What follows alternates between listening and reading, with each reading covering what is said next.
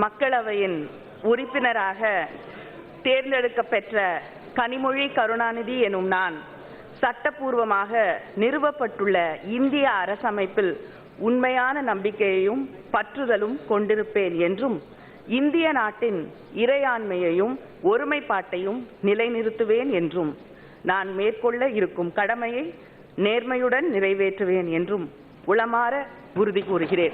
வாழ்க தமிழ், வாழ்க பெரியார். மக்களவையின் தேர்ந்தெடுக்கப்பட்ட உறுப்பினராகிய கனிமொழி கருணாநிதி எனும் நான்